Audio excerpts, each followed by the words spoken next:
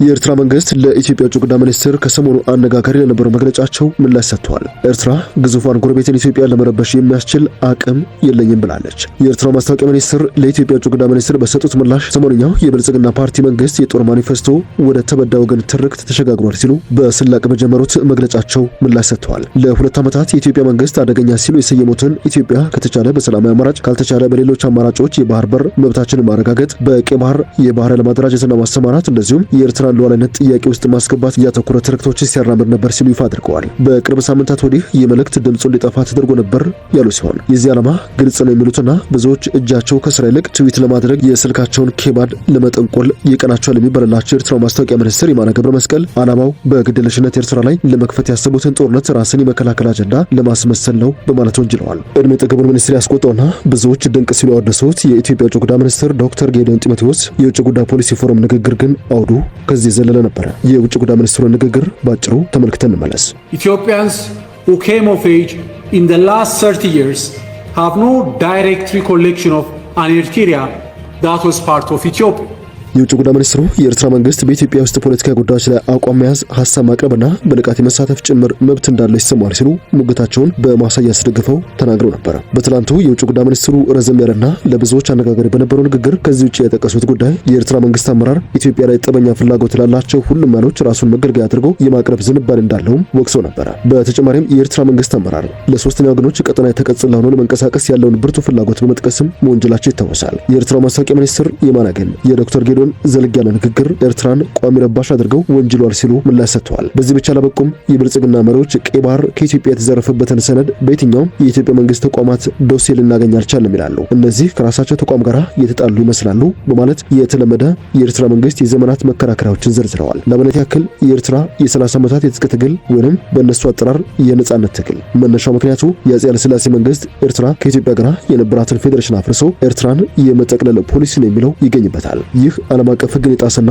የኤርትራን ከቅኝ ግዛት የመውጣት ፍላጎት የተጻረረ ነው ሲሉ ሞግተዋል። ከዚህ ባለፈ ያቀረቡት ምክንያት ኤርትራ በተከታታይ የነበረው የኢትዮጵያ መንግስት መሬታችንንና ሀብታችንን ለመቀራመት የቀየሱት ፖሊሲ ባመጣው ጦርነት እጅግ የተጎዳችው ወገን ነች የሚል ነው። ከዚህ ውጪ በ1990ው የኢትዮ ኤርትራ ጦርነት መነሻም የኢትዮጵያ መንግስት ስህተት ነው ይሉና ይህንንም የአሁኑ መንግስት እንደዚሁም የጦር ኃይሎች ጠቅላይ ኤታማዦር ሹም ፊልድ ማርሻል ብርሃኑ ጁላ በአንድ ወቅት አረጋግጠው አምነውልናል ባይ ናቸው። እርሱም የኢህአዴግ መንግስት በባድመ ያሳበበው የተሳሳተ የፕሮፓጋንዳ ውጤት ነው ሲሉ አክለዋል። የዚያ ጦርነት መነሻ የባድመ መወረር ሳይሆን ከዚያ የሚበለጥ ምክንያት ነበር ይላሉ የማነ። ለዚህ ደግሞ የወቅቱ የውጭ ጉዳይ ሚኒስትር ከፍተኛ አመራር የነበሩት ዶክተር ተቀዳ አለሙ በኒውዮርክ በጦርነቱ ሀሳብን አሰብ ወደብን መያዝ አለብን ብለው እንደተናገሩ ለማመሳከር ሞክረዋል። በኋላም የአልጀርስ ስምምነት ቢፈርምም ኢትዮጵያ ስምምነቱን ለማክበርና ሰላማዊ ጉርብትና ለማስቀጠል ፈቃደኛ አልሆነችም ሲሉም ወንጅለዋል። የውጭ ጉዳይ ሚኒስትር ጌዲዮን ጢሞቴዎስ ከ130 ሚሊዮን በላይ ህዝብ ያላት ኢትዮጵያ የኢኮኖሚ እድገቷና ልማቷን ለማስቀጠል የግዴታ አስተማማኝ የባህር በር ያስፈልጋታል ብሎ ነበር። የኤርትራው ማስታወቂያ ሚኒስትር የማነ ሌላኛው መከራከሪያ በዚህ ላይ ያጠነጥናል። ብልጽግና የቀደሙትን መንግስታት የመስፋፋት ፖሊሲ ለማስቀጠል ሉዓላዊ የባህር በር ያስፈልገኛል የሚል የተሳሳተ አጀንዳውን ቀጥሎበታል በማለት ከዚህ ውጪ ዶክተር ጌዲዮን የኢሳያስ ዶክትሪን በማለት የጠሩት ጉዳይ ሌላኛው መከራከሪያና መነጋገሪያ አጀንዳ ነው። ይህ ዶክትሪን የኤርትራ ራሷን በራሷ የምታስተዳድር ሀገር ሆኖ የመቀጠል ጉዳይ በኢትዮጵያ የጸጥታ መደፍረስ፣ መከፋፈልና አለመረጋጋት ላይ እንደሚመሰረት ያሳባል ብሎ ነበር። የማነ ግን ሚጢጥየው ኤርትራ ግዙፋን ጎረቤታችንን ኢትዮጵያን የመረበሽ አቅሙ አይኖረንም ያሉ ሲሆን የኢትዮጵያ ውስጣዊ ችግር የሚመነጨው ከአስተዳደር ክፋትና የብሔር ክፍፍል ነው ሲሉ ያስተባበሉበትን ጽሑፋቸውን ይፋ አድርገዋል።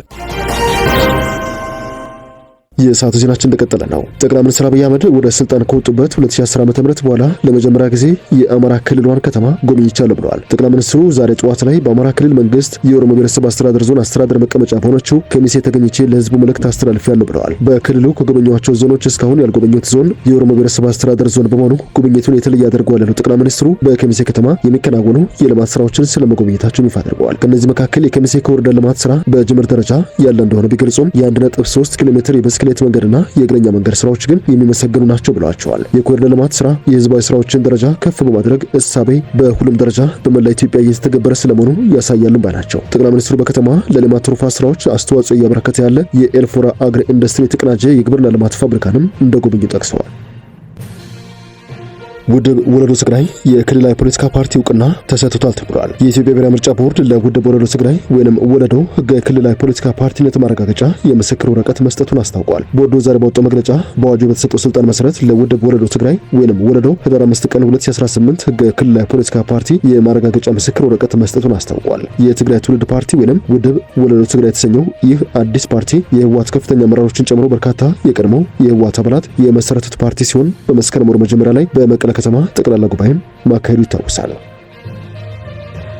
ወደ ዜናችን ሌላኛው ክፍል እናምራ። ተነባቢውና ሳምንታዊው ዘ ኢኮኖሚስት መጽሔት በሰሞኑ እትሙ አሳዛኝ ሲል የገለጸውን የሰሜን ኢትዮጵያ ከባቢ አየር የተነተነበትን አነጋጋሪ ዘገባ አትተዋል። በተለይም የአፍሪካ ቀንድና ኢትዮጵያ የዘገባው ትኩረት ነበሩ። ኢትዮጵያ ለሌላ ጦርነት በጣም ቅርብ ናት በሚል አርዕስት የተጻፈው ይህ ሰፊ ሀተታ ከፕሪቶሪያው የሰላም ስምምነት በኋላ በሰሜን ኢትዮጵያ የሚታዩ ወታደራዊና ፖለቲካዊ ደንቦችን ቃኝተዋል። ሪፖርቱ ከፈረንጆች 2020 እስከ 2022 የሰሜኑ ጦርነት በኋላ የተገኘው ተሰባሪ ሰላም በፍጥነት የተሸረሸረ በመምጣቱ ሰፊውና ነውጥ የሚያጣውን ቀጠና ሊያናጋ ወደሚችል ግጭት እንዳይሸጋገር ያሰጋል ሲል አስጠንቅቀዋል። እንደ ኢኮኖሚስት ዘገባ በፌዴራል መንግስትና በህወሓት መካከል ያለው ውጥረት በከፍተኛ ሁኔታ ተባብሷል። ይህ ደግሞ በደቡብ አፍሪካ ፕሪቶሪያ፣ በምዕራባውያን እንደዚሁም በአፍሪካ ህብረት አሸማጋይነት የተደረሰውን የሰላም ስምምነት አደጋ ላይ የጣለ ክስተት ነው ብሎታል። አዲስ አበባ ህወሓት ለክልሉ የሚሰጠውን የፌዴራል መንግስት በጀት ለወታደራዊ ግንባታዎች እንዳወራውና ለሌላ ዙር ጦርነት የተዘጋጀበት እንደሆነ ትከሳለች። ህወሓት ደግሞ የፌዴራል መንግስት ስምምነቱን በድሮን ጥቃቶች ጥሷል፣ የትግራይ ክልል መንግስት ለሚጻረሩ የታጠቁ ኃይሎችም ድጋፍ እያደረገ ይገኛል ሲል ይችላል። ዘገባው አክሎም ጠቅላይ ሚኒስትር አብይ አህመድ በፓርላማ ጦርነት እንደማይፈልጉ ነገር ግን ውጊያ ከተጀመረ ማንም ሊያስቆማቸው እንደሚችል አስጠንቅቀዋል ባይ ነው። የኢትዮጵያ የጦር ኃይሎች ጠቅላይ ኤታማዦር ሹም ፊልድ ማርሻል ብርሃኑ ጁላ በቅርቡ የመከላከያ ሰራዊት ቀን በተከበረበት ወቅት ህወሓት ካልተነቀለ ኢትዮጵያ ሰላም አታገኝም ማለታቸውንም በዘገባው አስታውሷል። እነዚህን የቀናት ልውጦችና የአፋር ትግራይ ድንበር የተኩስ ልውጦችን ተከትሎ ከዚህ ባለፈ የህወሓት ፖለቲካዊና ወታደራዊ አመራሮች በመቀለና በአክሱም ያደረጓቸውን ከኤርትራ መንግስት እንደዚሁም ከሌሎች የኢትዮጵያ የታጠቁ ኃይሎች ጋር ተደራጅተው በፌዴራል መንግስት ላይ ለመዝመት እያደረጉት ያሉትን ዝግጅቶችም በዘገባው ጠቅሷል። እነዚህን የቀናት ልውጦችና የአፋር ትግራይ ድንበር የተኩስ ልውጦችን ተከትሎ በመቀለ ነዋሪዎች ግጭት እንደሚከሰት ከፍተኛ ስጋት እንደገባቸው ገንዘብ እያወጡና አቅርቦቶችን እያከማቹ እንደሆነ ሰምቻለሁ ባይ ነው። ዘ ኢኮኖሚስት በትግራይ ፖለቲካ አመራሮች ውስጥ በአዲስ መልክ የተከሰተ የውስጥ ልዩነቶችንና ስብራቶችንም አስምሮበታል። ይህ ደግሞ በአንዱ የህወሓት አንጃ የክልሉን ጊዜያዊ አስተዳደር ማስወገድ፣ በፌዴራል መንግስት በድብቅ የሚደገፍ የጸረ ህወሓት ሚሊሻ መመስረትን ያካትታል ብለዋል። በእነዚህ አንጃዎችና በትግራይ ኃይሎች መካከል የተፈጠረው ግጭት አለመረጋጋትን አባብሶታል። ሪፖርቱ በኢትዮጵያና በኤርትራ መካከል ያለውን በአዲስ መልኩ